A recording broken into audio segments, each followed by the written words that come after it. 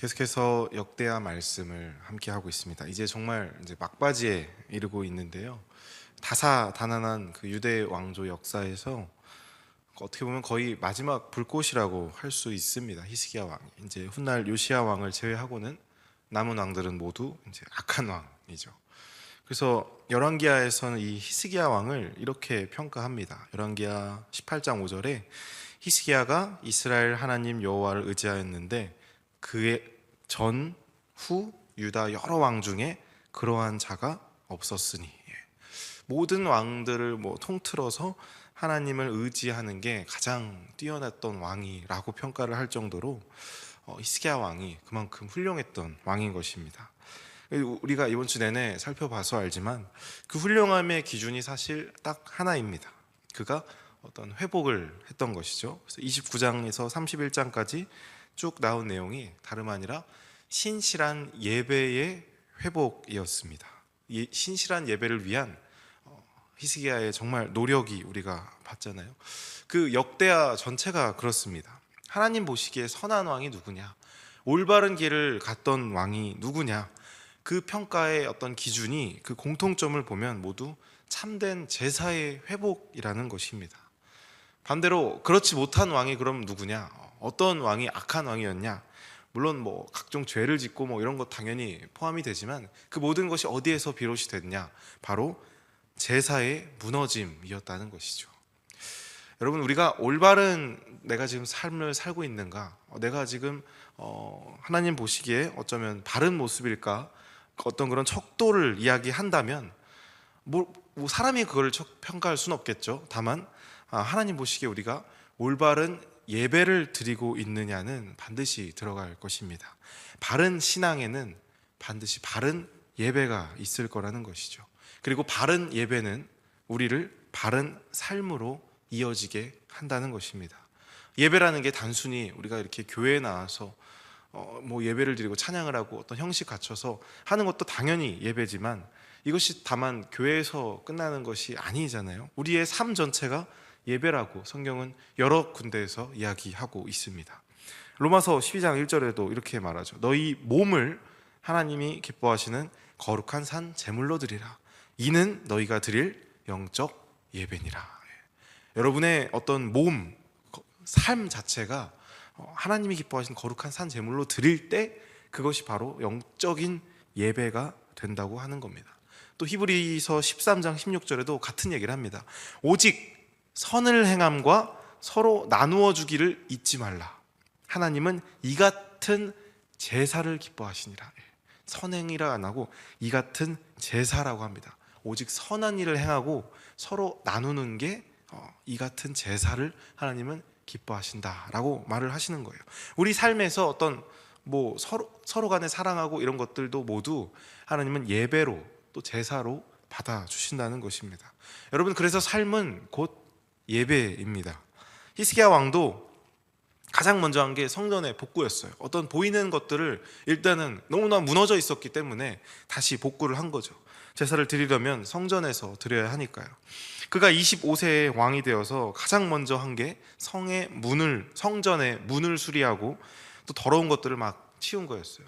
보이는 것들부터 다 치운 겁니다. 그리고 나서 무너진 그 제사의 질서들을 세우고 또 회개의 번제를 드리죠. 그리고 유월절과 또 각종 절기들을 다시 지키기로 결의하고 북이스라엘 그 백성들까지 다 초대하면서 성대하게 그 절기를 지킵니다.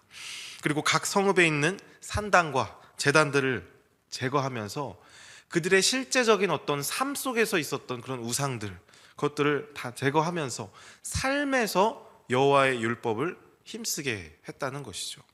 단순히 이게 어떤 성전의 개혁, 제사를 드리는 그곳의 개혁, 그것으로 끝나는 것이 아니라 그 직접적인 백성들의 삶까지 개혁으로 이어질 수 있도록 그 장을 마련해 주었다는 것입니다. 그리고 또 11조를 냈다고 기록을 하지 않습니까? 11조가 뭡니까? 단순히 레위의 어떤 월급을 챙겨주기 위한 그런 게 아니죠. 하나님과의 관계의 핵심이 바로 11조 아닙니까? 내 삶의 모든 소출이 다 주님의 것입니다. 모든 것이 주께로부터 왔사오니 주의 손에서 받은 것으로 내가 주께 드렸을 뿐이다 라고 신명기에서 고백하는 것처럼 모든 것이 이제 하나님의 것이라는 그런 하나님과 나의 어떤 주종의 관계를 또 의미하는 것이고, 청지기의 어떤 나의 스스로의 고백을 하나님께 드리는 게 바로 11조잖아요. 그래서 어제 본문에서 그가 행하는 모든 일, 곧 하나님의 전에 수종드는 일이나 율법이나 또 계명이나 그의 하나님을 찾고 한 마음으로 행하여 그가 형통했다고 이야기를 하는 것입니다. 그래서 여러분, 예배와 삶은 하나입니다.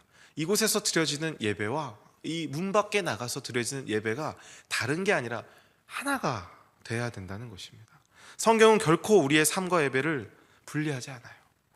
단순히 교회에서 좋은 옷 입고 거룩하고 질서정연하게 예배를 드린다고 그게 예배의 완성이 아니라는 것입니다. 그것과 더불어서 나의 삶의 예배가 함께 이루어져야 한다는 것이죠. 선을 이루고 사랑을 베풀고 이해하고 돌보고. 근데 이게 참 쉽지 않죠. 왜냐하면 교회에서는 사실 다 이제 믿는 사람들이니까, 교회에서는 우리가 보는 사람도 많고 또 그런 게 있잖아요. 교회에서만큼은 내가 좀 거룩해야지. 왜냐하면 하나님이 또 더 잘 보시는 것 같고 우리가 그런 좀 눈치를 보게 되는데, 내 삶은 사실 누가 안 본다는 거예요. 어떤 주변 사람이나 나의 어떤 교회 밖의 사람들, 그러니까 내가 교인임을 어쩌면 모르는 사람들과 우리가 살 수도 있기 때문에, 또 혼자 있을 때나 어떤 가정에서나 내가 편안한 그곳에서 사실은 그렇기 때문에 우리가 그것을 이어가기가 쉽지 않은데, 그러나 여러분, 우리가 늘 알고는 있지만 자주 간과하는 게 있죠. 누가 보십니까? 하나님이 보신다는 거예요. 그래서 역대에서 계속 말하는 거 아닙니까? 여호와 보시기에, 하나님 보시기에. 기준은 하나인 것입니다. 여호와 보시기에. 우리 예배도 마찬가지고 문 밖에 나가서 우리의 이어지는 삶의 예배도 오직 그 판단자, 평가자는 하나님이시고, 그래서 우리는 늘 그것을 기억하면서 하나님 보시기에 우리가 어떤 삶을 살고 있는가 스스로 인지를 해야 한다는 것입니다. 그래서 히스기야는 그런 여호와 보시기에 옳은 일, 참된 예배자의 삶을 회복하고 걸어가고자 했던, 많은 노력을 했던 그런 훌륭한 왕이라는 거예요. 그래서 오늘 본문에서는 그 개혁을 이제 잘 마칩니다. 얼마나 그것이 화려하고 또 막 가슴 벅차게 하는 좋은 일이었습니까?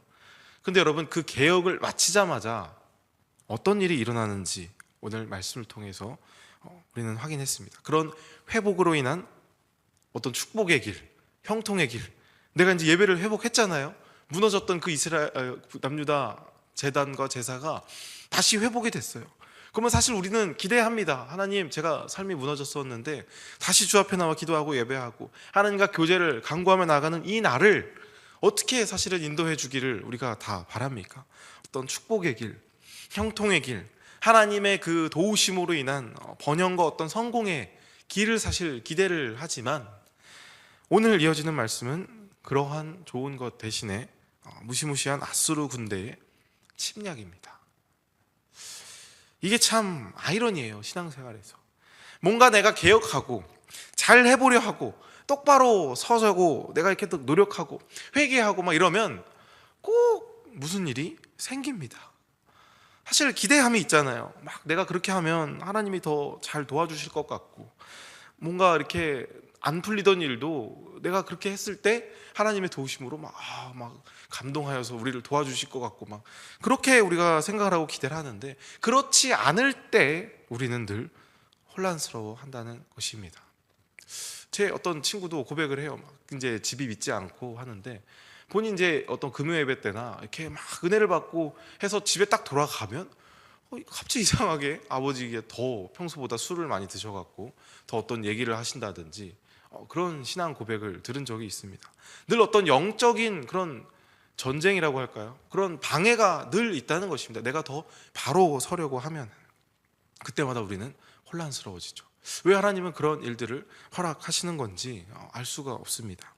아브라함이 하나님의 음성을 듣고, 그때는 아브람이었죠, 고향을 이제 떠납니다. 그래서 갈 바를 알지 못한 채 약속의 땅으로 그저 떠났다고 해요. 당시에는 정말 유목 생활이었기도 하고 또 어떤 가족 공동체가 하나의 나라였기 때문에 갈 바를 알지 못하고 떠난다는 것은 쉽게 말해 그냥 혈혈단신으로 그 나라를 떠나서 정말 위험한 겁니다. 그냥 떠나는 거예요. 근데 그 믿음으로 하나님의 말씀을 믿고 그 위험을 무릅쓰고 나갔는데, 그 여정을 시작하자마자 무슨 일이 일어납니까? 바로 기근을 만납니다. 기근을 만났다예요. 믿음의 반응을 보이자 따라오는 것은 바로 기근이었습니다. 모세가 백성을 이끌고 출애굽을 합니다. 그리고 만난 건 바로 홍해였어요. 건널 수 없는 홍해였습니다. 그런데 그 홍해를 하나님의 은혜로 또 건너자마자 또 만난 게 또 뭡니까?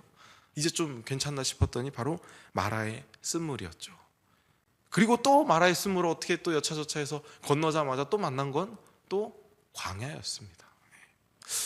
다윗도 여러분, 사무엘에게 기름 부음을 받자마자 겪게 되는 일이, 이제는 다윗이 인생 역전을 해서 그 하카톤, 그 하찮은 자라고 불렸던 그 막내의 인생에서 바로 역전을 했나요? 아니죠.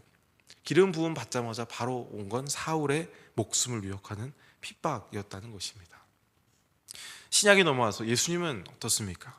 세례 요한에게 그 세례를 받고 곧장 겪은 일이 광야에 가서 40일을 금식하신 다음에 사단의 시험을 받은 것이었어요. 그리고 예수님께서 죽으시고 부활하신 다음에 성령이 이제 제자들에게 임하고, 그리고 그들에게 바로 이어졌던 일들도 이제 그 성령의 힘과 능력으로 막 온 세상을 통치하고 군림하는 그런 것이 아니었습니다. 더욱 극심한 로마의 핍박과 죽음, 그리고 결국 그로 인한 예루살렘에 돌 하나도 남겨지지 않는 무너짐이었다는 것이죠.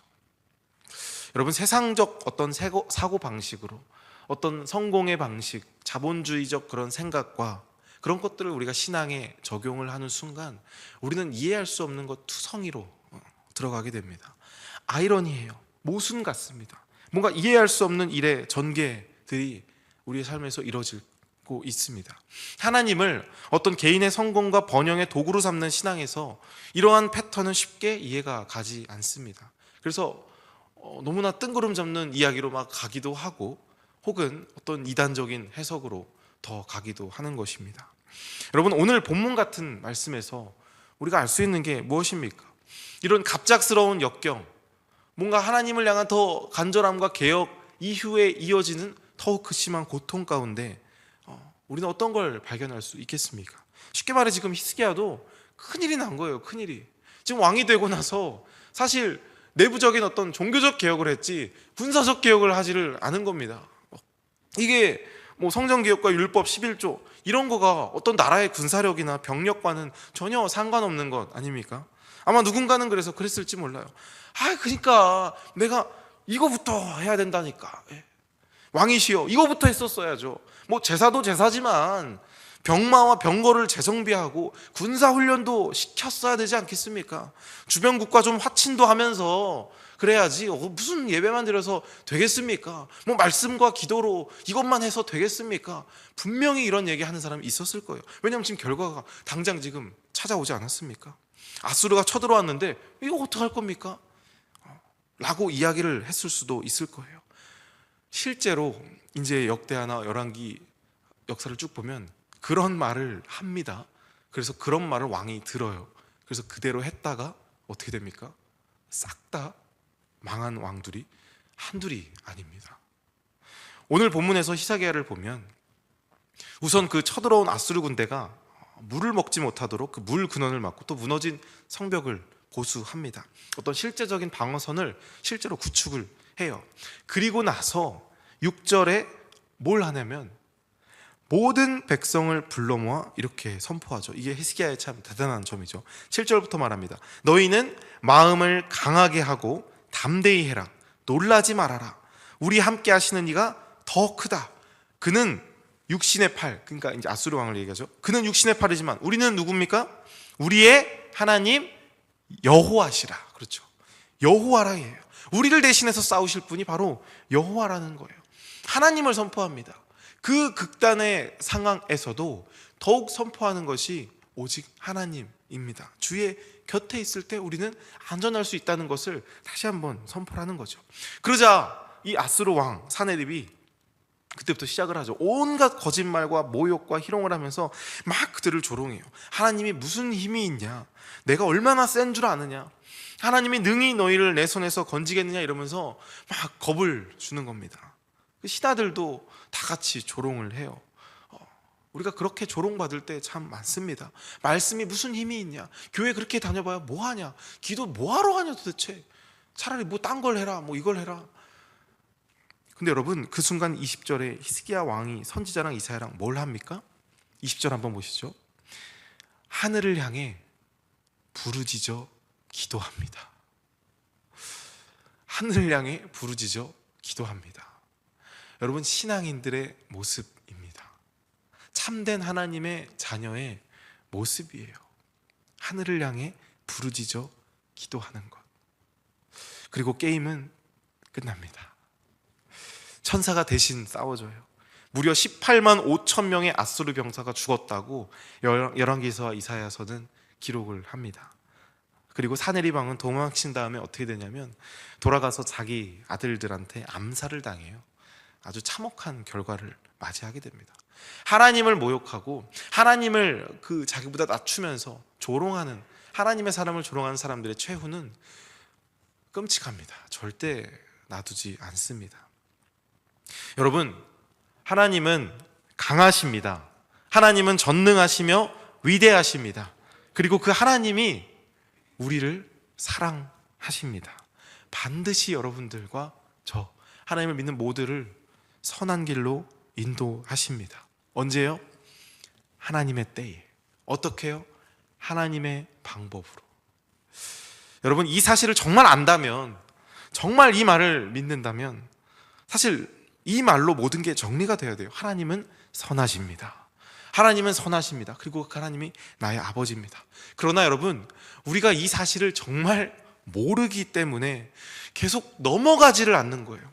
하나님은 선하신데 왜 이럽니까? 선하시다면서 왜 이럽니까? 이렇게 되는 거죠. 때로 우리의 길에 홍해가 가로막힐 때가 있습니다. 뒤에서는 100만 군대가 쫓아오는 것 같이 조급해질 때가 있습니다. 끝없는 광야가 이어질 때도 있어요. 나를 죽이고자 달려드는 사울이 있을 때도 있고, 온갖 핍박과 협박으로 나를 무너뜨리려 하는 이런 아수르 왕같이 이런 일들이 분명히 우리 삶에 파도처럼 몰려오기도 합니다. 여러분, 아이가 길을 잃어서 온갖 위험에 노출되었을 때 필요한 게 그 아이에게 어떤 집에 가는 지도나 당장 배고파서 먹을 주먹밥이 아니겠죠. 아이는 어떻게 합니까? 지도 이러면서 웁니까? 밥 이러면서 웁니까? 엄마 이러면서 웁니다. 아빠 이러면서 아이는 웁니다. 그러면 그 소리를 들은 부모는 미친 듯이 달려와서 그를 안아줄 것입니다. 하물며 선하시고 위대하시고 전능하시고 불변하신 우리 아버지 하나님은 어떻게 했냐는 것입니다. 여러분, 히스기야가 위기 속에 한 것은 우리 20절에 다시 한번 읽어볼까요? 20절 말씀입니다. 오늘 말씀 20절 읽겠습니다. 이러므로 히스기야 왕이 아모스의 아들 선지자 이사야와 더불어 하늘을 향하여 부르짖어 기도하였더니. 아멘. 우리가 기도해야 할 이유예요.